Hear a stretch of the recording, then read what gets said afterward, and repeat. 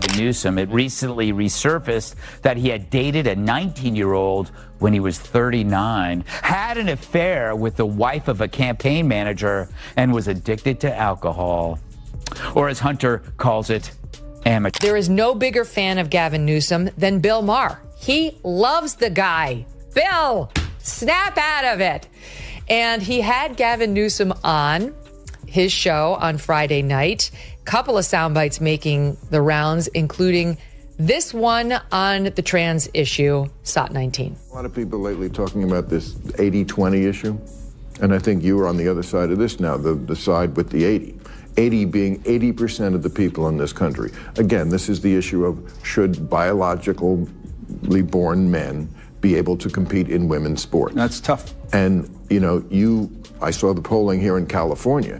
Is Gavin Newsom a smooth, confident leader ready for the national stage? Or is he just a well-polished salesman for a state that's slowly falling apart? You've seen him on TV, speaking with ease and flashing that perfect smile, presenting himself as the future of American politics. It feels like he's auditioning for the biggest role of his career, but he's doing it on a stage that's already burning. Back in California, a very different and darker story is playing out. A story filled with rising problems, decline, and striking contradictions. This is the story of two versions of Gavin, the image he presents to the world and the reality many say he's left behind. California Governor Gavin Newsom is now calling his city's homeless encampments unacceptable, which is odd since he's the guy who, made them acceptable, turning sidewalks into red carpet events for drug addicts, thieves, and unemployed CNN anchors. On Monday, he urged cities to ban the camps from sidewalks, parks, and other public areas.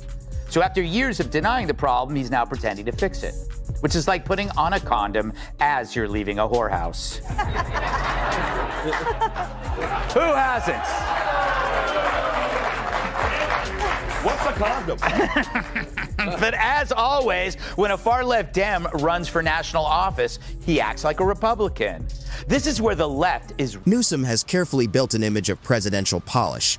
He's skilled at the political performance, giving speeches that feel less like policy and more like a mix of a TED Talk and a Hollywood movie trailer. He's launched a national podcast and makes well-timed appearances on cable news, even debating people on the other side like Sean Hannity, always trying to come across as the calm, reasonable adult in the room. Every move feels like a step in a long-term plan aimed at the White House. His hands move constantly, almost hypnotically, like he's guiding a flow of buzzwords about awareness, balance, and pushing through challenges. But the problem with selling a perfect image is that reality eventually catches up. And long before his presidential ambitions became a national talking point, one dinner reservation revealed a very different side behind the image. Gavin ponders why Dems lost. We lost the popular vote and we lost the electoral vote. We got crushed.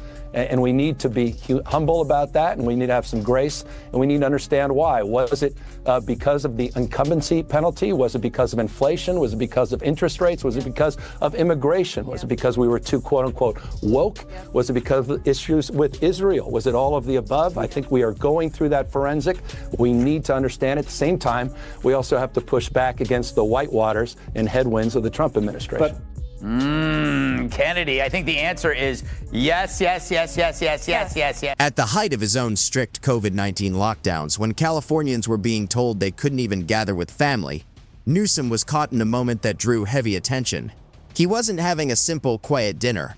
He was dining at the French Laundry, one of the most exclusive and expensive restaurants in the world, attending a birthday gathering for a lobbyist. He was sitting indoors, without a mask, in a private wine room, surrounded by people connected to the same industries influencing state policies at the time. Meanwhile, many families were missing funerals, postponing weddings, and watching their small businesses struggle to survive. The contrast struck a nerve. For many, it didn't feel like just a one-time mistake. It raised questions about fairness and whether the same rules applied to everyone. Gavin Newsom claims he only noticed Biden's cognitive decline once during the 4 years Biden was in office. And that one time was when Biden endorsed Gavin Newsom.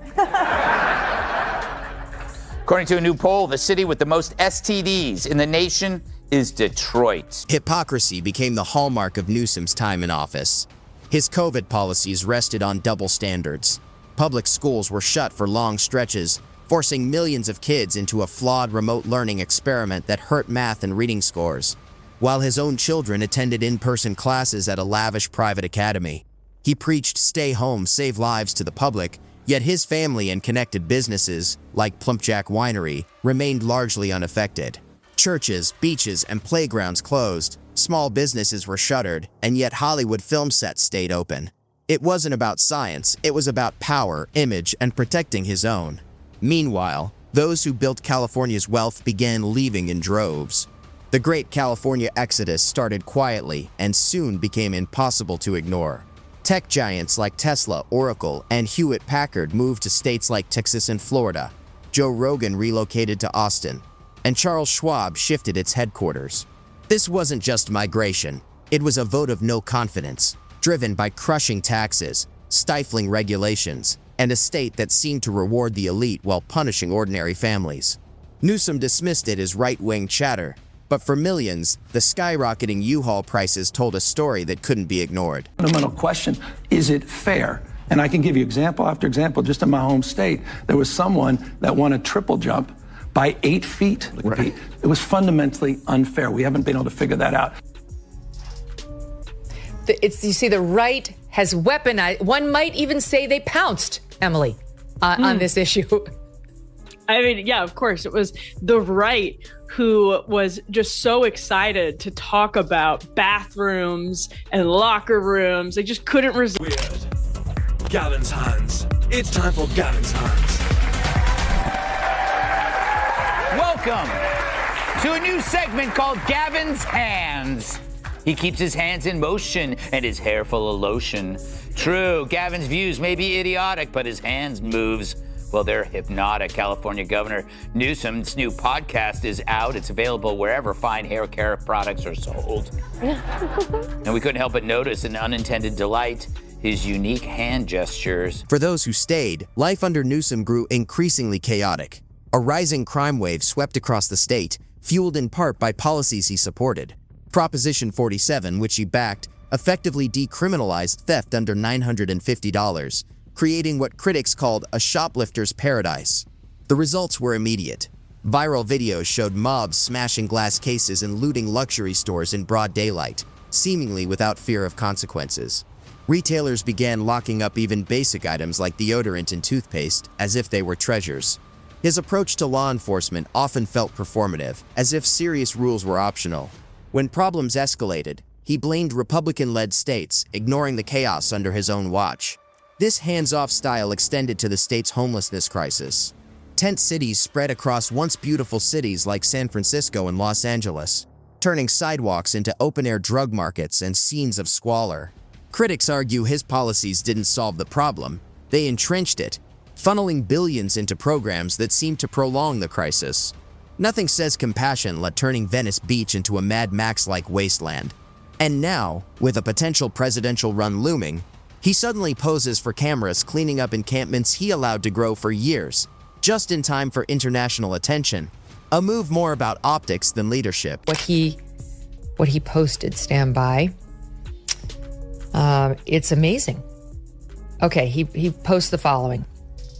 California, under the leadership of radical left Democrat Gavin Newsom, continues to illegally allow men to play in women's sports.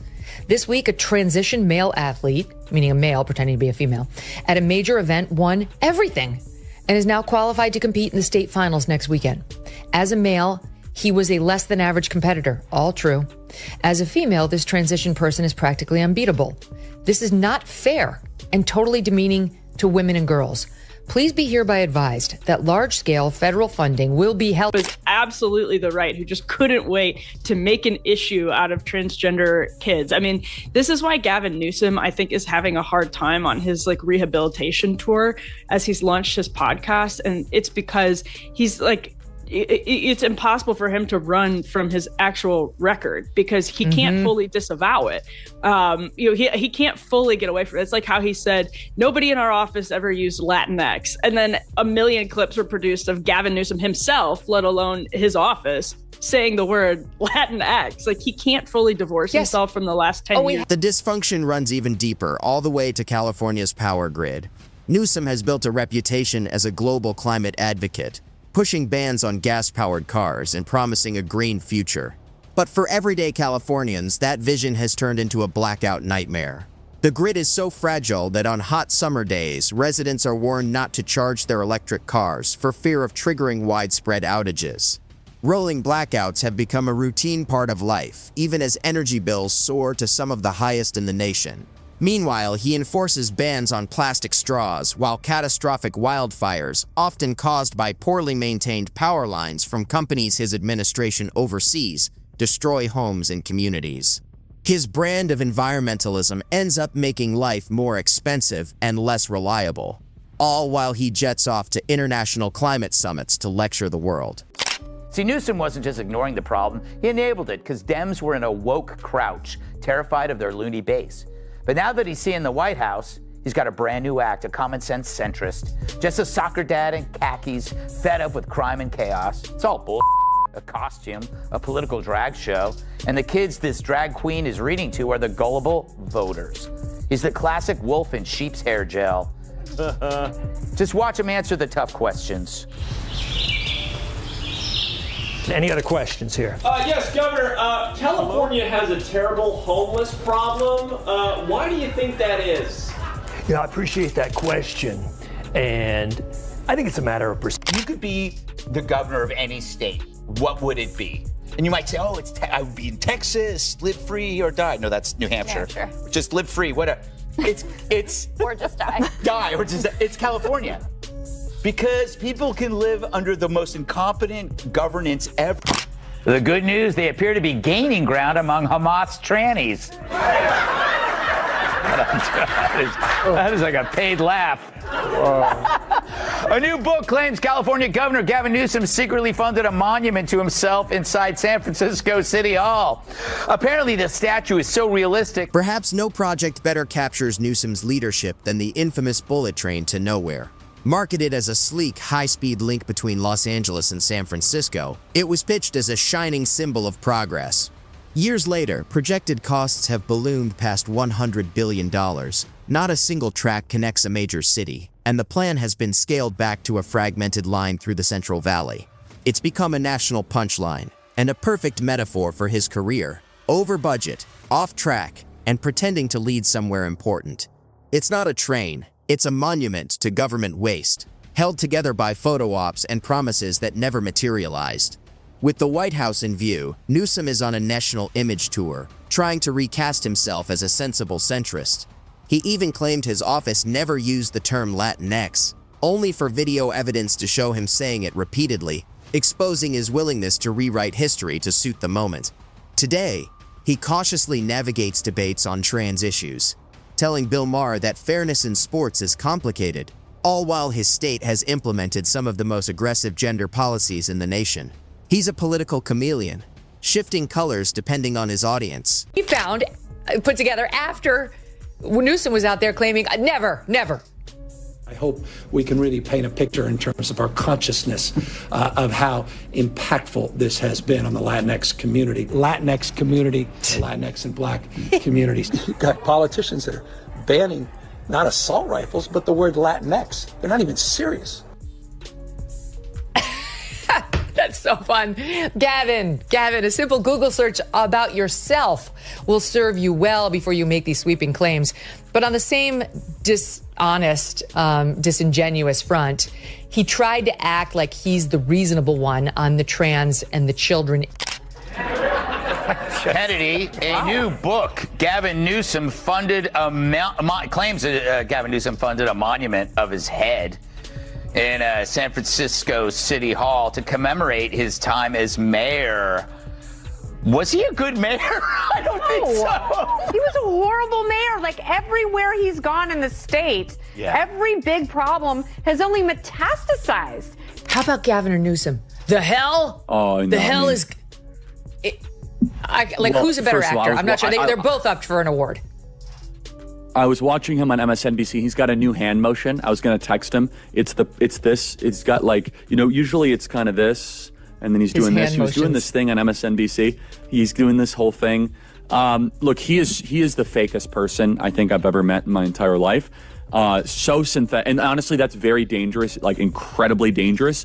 Like he's the type of person that could just stare at you like, oh yeah, I voted for Trump, and just pass a lie detector test. That is very, very dangerous. And if you look a little closer, the skeletons in Newsom's closet reveal a long-standing pattern of questionable judgment. Long before he became governor, his early career was marked by scandal, an affair with the wife of his own appointed secretary and close friend, a striking betrayal of trust. Reports also surfaced that at 39, he dated a 19-year-old. While not illegal, it painted a picture of a man whose personal judgment was deeply flawed. This wasn't just a political issue, it spoke to a character that sees rules, norms, and even personal loyalties as hurdles to navigate for his own gain. In the end, there are two Gavins. One is the polished, articulate politician selling a vision of a bright, progressive future. The other is the reality. Governor of a state struggling with crime, homelessness, and a mass exodus, all wrapped in layers of personal and political hypocrisy. He's marketing a product on the national stage that Californians are already trying to return. The emperor has no clothes, just a $3,000 suit, a personal stylist, and a teleprompter full of excuses. The real question is whether the rest of America will read the reviews before it's too late.